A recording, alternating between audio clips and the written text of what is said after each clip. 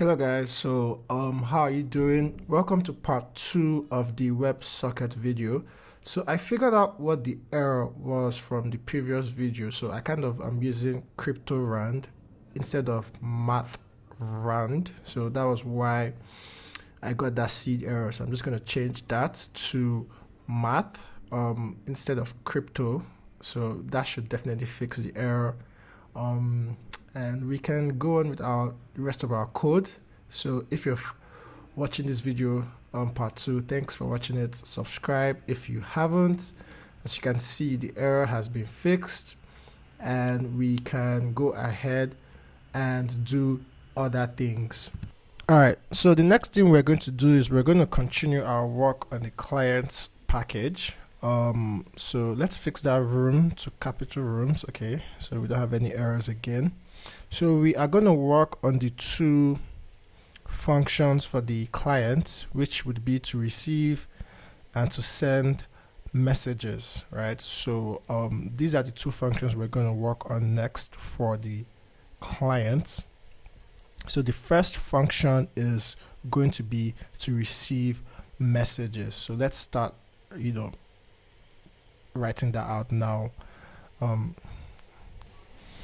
So we're gonna write func, put C for client, and this will be called received messages. So this will handle the message that the server receives from the client. So I'll repeat, this handles the message that the server receives from the client. So the first thing we're going to do is we're going to defer the close of the connection, right? So we're going to defer the close of our web socket connection. So we make sure we close the connection whenever this function completes and whenever our code is stopped, right? So I'm going to use the C, which is our client, and we are going to close the connection. As you can see, we have three variables. So we have the room, we have the con, and we have the send. So we would close our connection. So I don't know why I'm not seeing that. Okay, so c.room.unregister first. So we would unregister the client first from the room, and then we would close their connection. So c.con then the close. All right, cool. So this would run after everything runs. So the c.room.unregister would unregister the client from the room. So we make sure they don't receive any other messages, and then we close their web socket connection to obviously ensure that that connection does not stay open. So let's go into the main function. Alright, so the next thing we're going to do is to set, we're going to set some timeouts with the constants we have above. So we are going to start with c.con and we're going to set the read limit, right? Yeah, I think so. So we're going to set the read limit to a specific size, and we're going to use the const that we have above, and we would also set a write limit as well. Actually, I mean the write deadline. So let's set the read deadline, right? So let's set the read limit, which will just limit the amount of data this connection allows you to send. So we would use the max message size, which is an int. Now this step, you don't necessarily have to do these steps, but these steps are just for, I guess, proper coding, right? So we have set the max message to our const, and the next thing we're going to do is set our read deadline. So the read deadline essentially allows you to tell the connection that if you haven't received a message within this amount of time, you close the connection, right? So this just ensures that we don't have any stale or open connections across our server, and we're not wasting any of our server resources. Now, obviously, you could skip this step, but I would advise that you do not skip this step because it would be definitely helpful for your code. So let's work on the read deadline next. All right, so we're gonna say c.con the set read deadline, set read the deadline, and we're going to use our const above, which is 60 seconds. That's 1 minute. So if the connection doesn't get any message in a minute, then it's going to close the connection. So, and we're going to use the constant that we have above, right? So let's use that. So we're going to say time.now.add time. So we would add time to our current time, right? So the pong time is 60 seconds, and we would add that to our current time. So whatever our current time is plus 60 seconds. So 60 seconds from whenever, you know, this function executes, it will expect to get a message, and if it doesn't get that message, it will close the connection. So the next thing we are going to do is we're going to add a pong handler.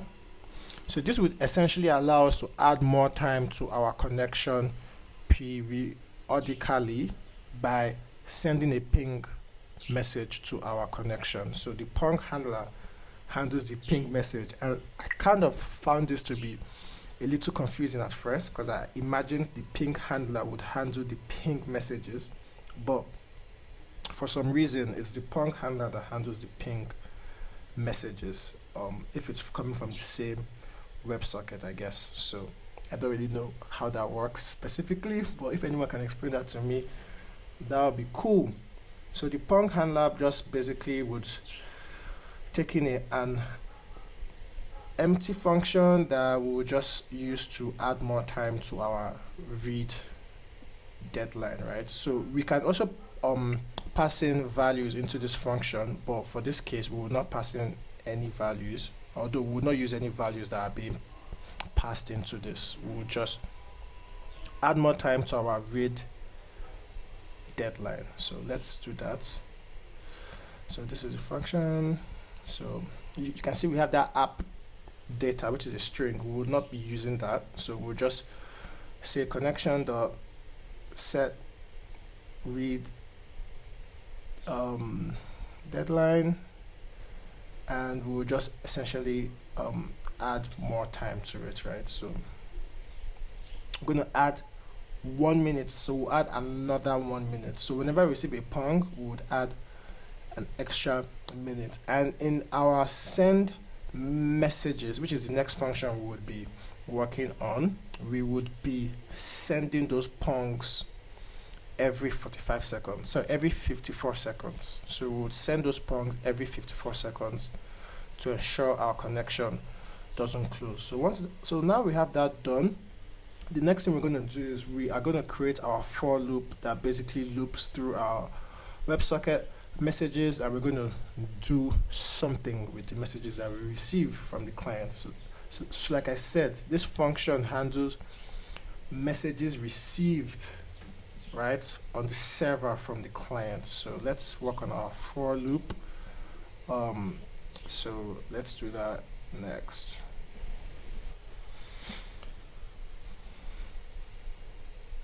All right, so we're just going to say for, so it's going to be an infinity loop because we're using a web socket, so we don't technically want to break out of the loop. So we're gonna say for, and we're gonna, you know, get our message from our WebSockets. So let's, as you can see, we have that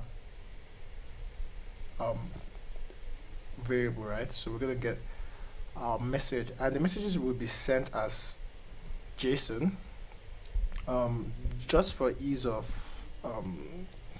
I guess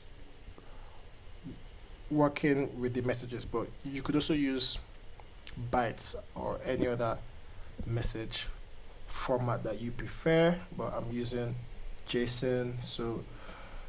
So we are going to get our message and our error, and we're just going to say c.con dot is it receive JSON, right? Read JSON, yeah, read JSON. Okay, we're going to use the read message, which is just going to accept every message, I guess.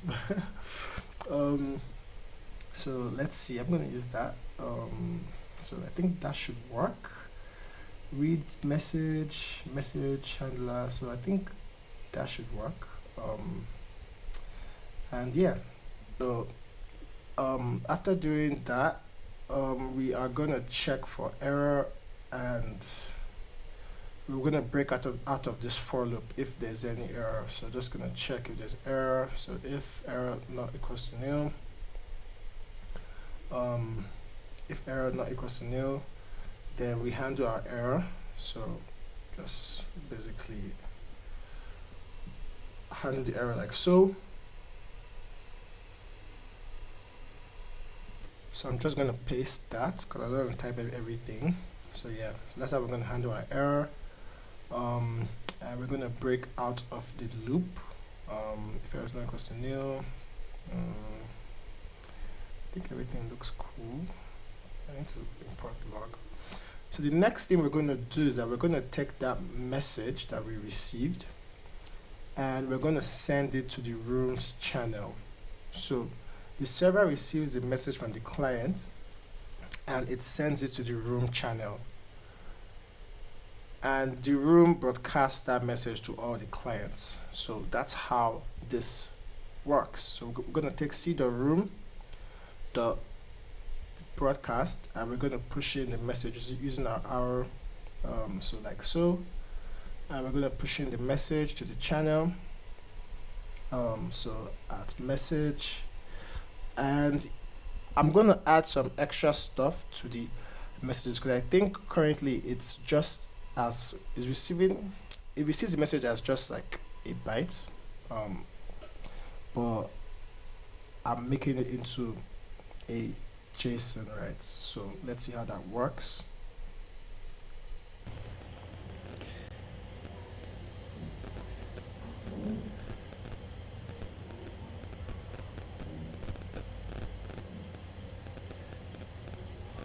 So for the message, we would collect this our message here, which is a byte, and we're going to convert it into a string.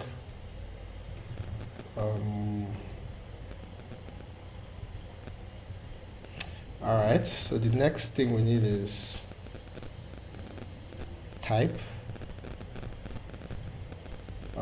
which is a string, and we would just assume it's a text, but there are ways that you could probably read, the message type, right? But we will just say it's a text. Let's save. So I hope this makes sense, right? So when the server receives a message here from the client's WebSocket, that message is broadcast to the room. It's sent into the room broadcast channel. That's pretty straightforward, right?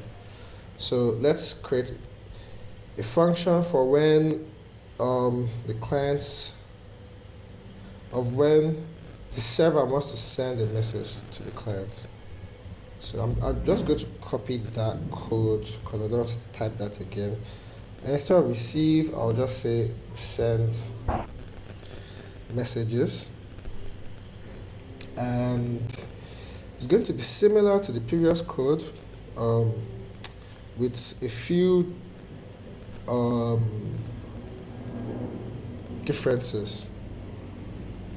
So the first thing is that we are going to have a ticker that sends our ping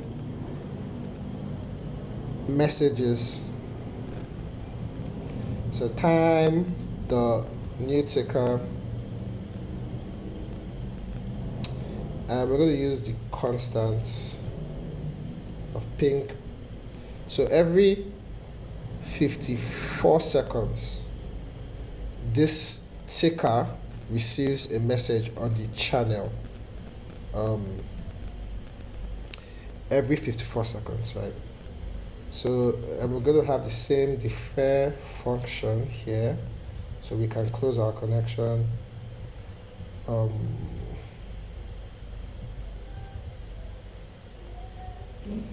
And obviously when we do that, we have to stop our ticker,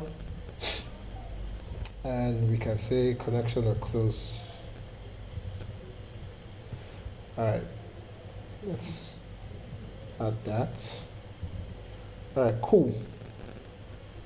So we're gonna go into our for loop. We're going to use a select here.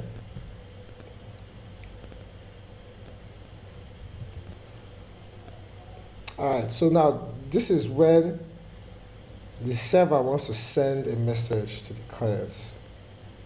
All right, so in the case, so the client has a send channel. Where is that? Here. So whenever it receives messages in this channel, it sends it back up to the client. So that's what we're going to do here. So we're gonna say message.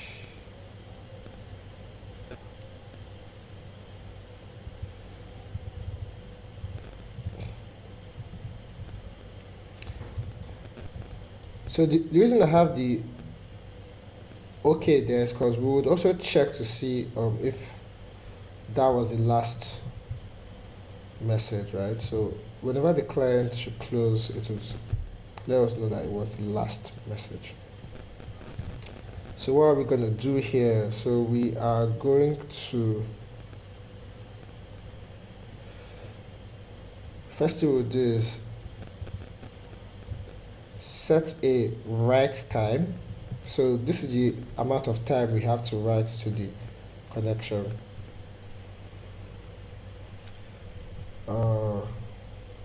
Set write deadline, right? So time to now, to add write time, or write rate actually.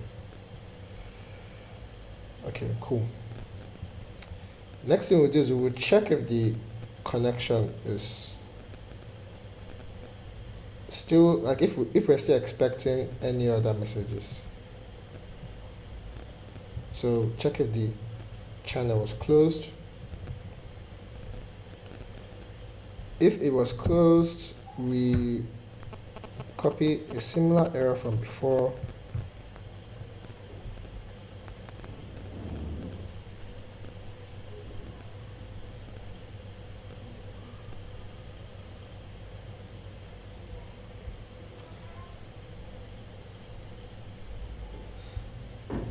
Actually, we would do something else. So we would send a message. So let me copy this. Let's put a message.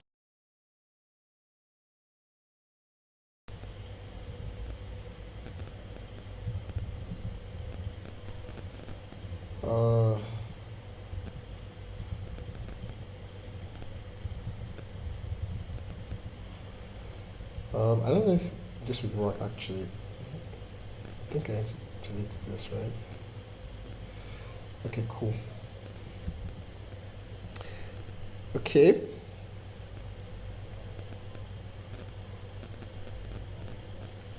So we have we have received a message in this channel, so we need to send it up to the client. So that's exactly what we're going to do next. So we're just gonna, I know everything is not formatted currently, but I think if I save it,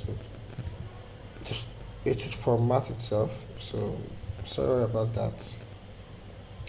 So we're going to use write JSON since our message is a JSON object. Or yeah. Anyways, and we're just going to actually I wouldn't generally advise this, but I would not check for error here just because. Alright, so this is in the case we receive a message that we need to send to the client. We read the message. If the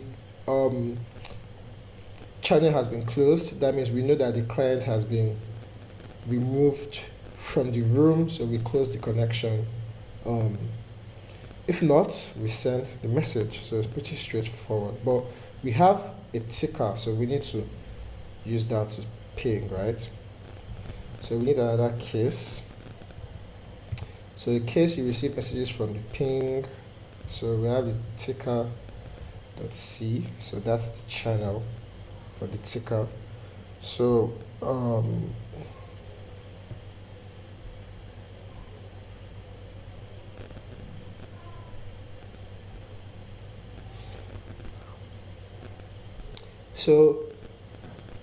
we would repeat this step. We would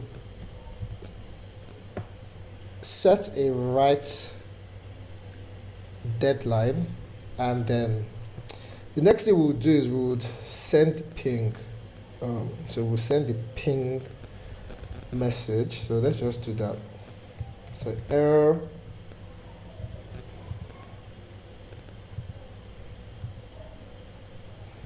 write message. So for the message type, it will be a WebSocket. Undo WebSocket ping message. The message doesn't really have to have anything. It would call the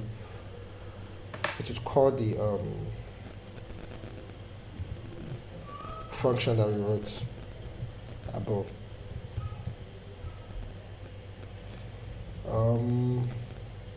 Why did that start like that? Okay. I think if I save, guys, it will just fix my errors.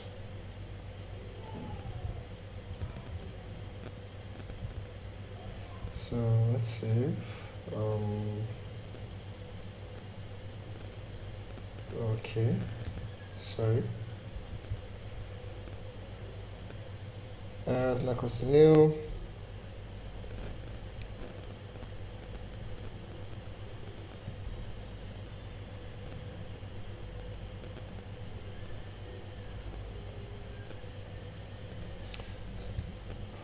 Okay.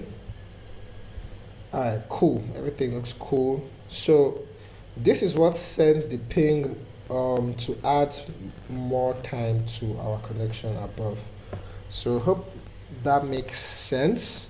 So the next thing is that we are going to write a factory function to create a new client. But before we do that, I think we need to add a client ID, which I have not previously added before. And yeah, I think we should just add that. Make it a string. So where did we send the client to the room?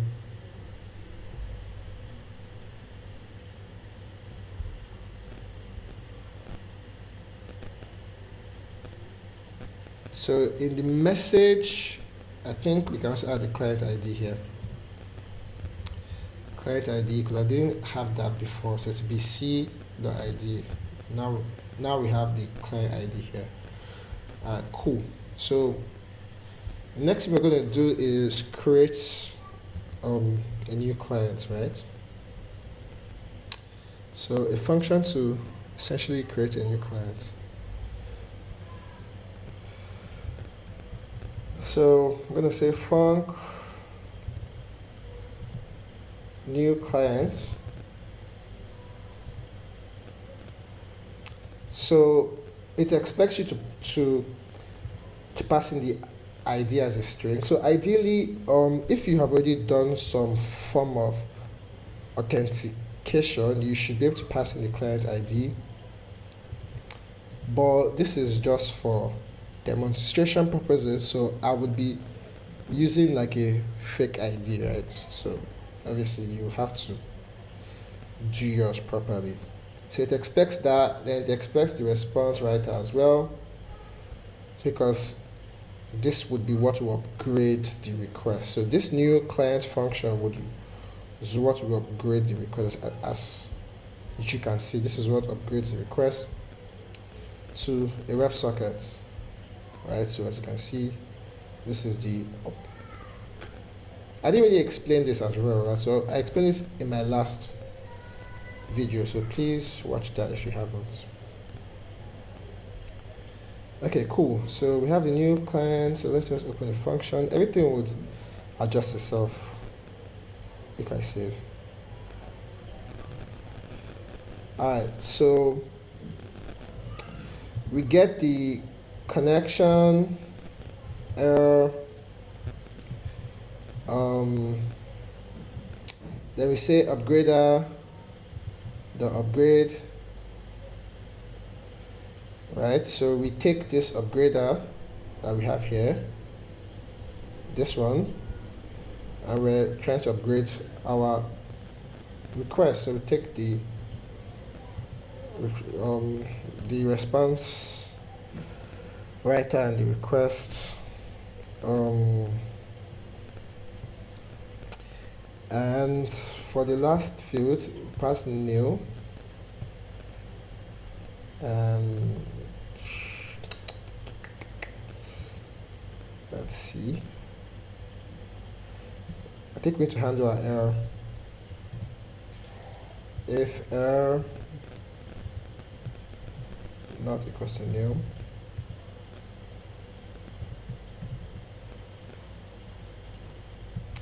so let's just use log.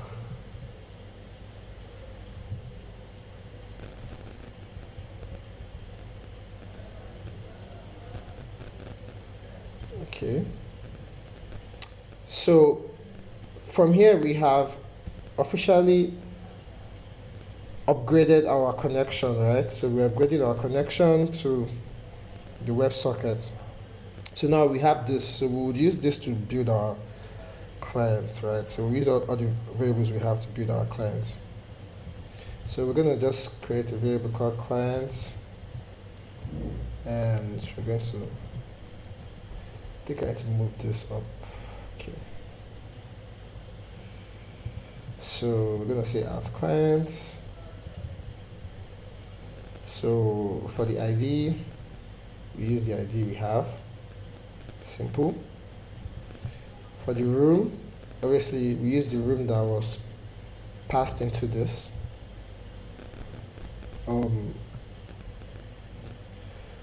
Then what else? For the connection, we use the connection we have. Right? For the send channel, we make a channel, but we actually make this a buffered channel. So we give it an amount of messages. So this is what we're using. Alright, so the next thing we're going to do is we're going to call the go routines for the client. So we're going to say go, then we're going to say client that receive messages. So call the first one, go, client send messages. So we call the second one. So and then we return the client. So return client. Yes. What's going on here? Log dot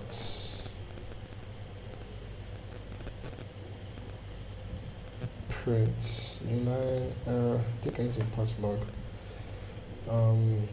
What's this? I didn't put my return value. So return clients. Alright, cool.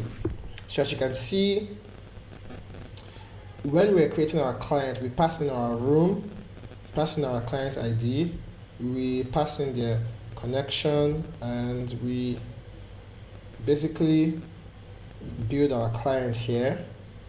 we call the go routines for that client, and then we return the client. So hope that makes sense. So next thing we're going to do is create our go routine. So probably do that in another video. So next thing we're going to do is create our main.go. So yeah, I'll probably do that in another video. So thanks for watching, and please subscribe for part 3. And yeah, see you guys.